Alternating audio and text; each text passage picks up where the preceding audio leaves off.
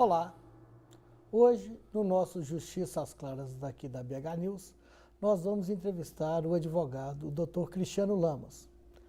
Há uns programas atrás nós tivemos uma entrevista com o Dr. Gabriel Azevedo que falou sobre direito eleitoral e o programa teve uma repercussão muito grande porque essas eleições de agora são completamente diferentes das que já ocorreram no Brasil em matéria de regras eleitorais. Por isso o Dr. Cristiano Lamas está aqui com a gente hoje.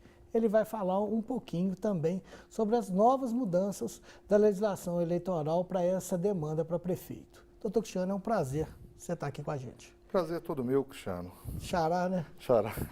Aqui, vamos começar o programa.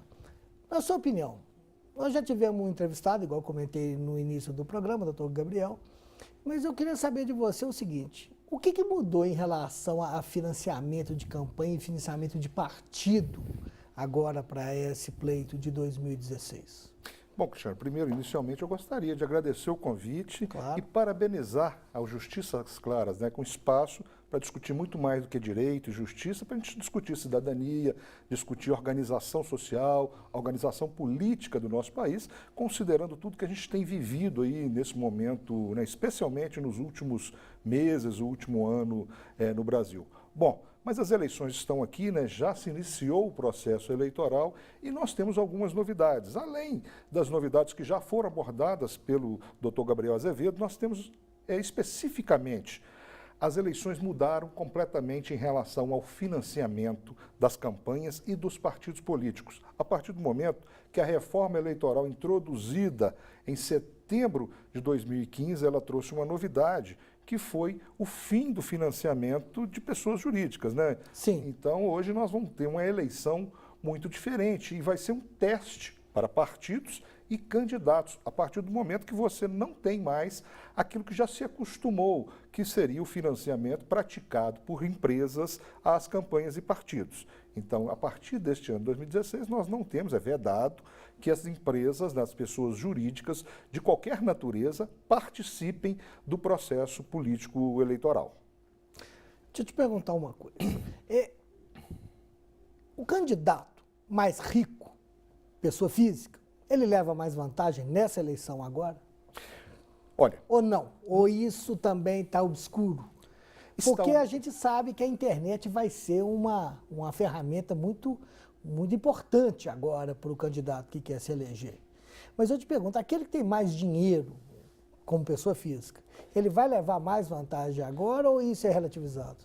Eu acredito que não, Apesar de que a internet ganha uma força muito grande, e apesar de imaginarmos que a internet seja uma ferramenta barata, para que as grandes campanhas hoje têm feito aportes financeiros muito grandes e consideráveis nas campanhas, nas redes sociais e na internet como um todo.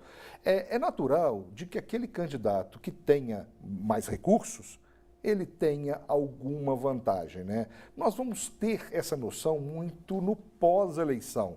Nós estamos vivendo ainda num momento de adaptação. As campanhas, e vamos trazer para Belo Horizonte, o momento de pré-campanha, hoje nós temos 11 candidatos que registraram suas candidaturas a prefeito em Belo Horizonte, E apesar de também a lei trazer uma novidade, ela trouxe um limite de gastos de campanha. Anteriormente, não havia um limite estabelecido pela legislação própria. Explica esse limite de gasto de campanha. Na realidade, a lei atual, ela estabeleceu um limite, considerando que nas eleições anteriores, os candidatos estabeleciam o limite. Agora não, a própria lei e o Tribunal Superior Eleitoral já definiu o limite de gasto para cada cidade, que corresponde a 70% do maior gasto da eleição passada, da eleição de 2012. Aqui em Belo Horizonte, para nós termos uma ideia, para o telespectador ter uma ideia, um candidato a prefeito ele pode gastar até 26 milhões de reais. Efetivamente, no registro da sua candidatura, ele pode também estabelecer um limite menor do que esses 26 milhões de reais.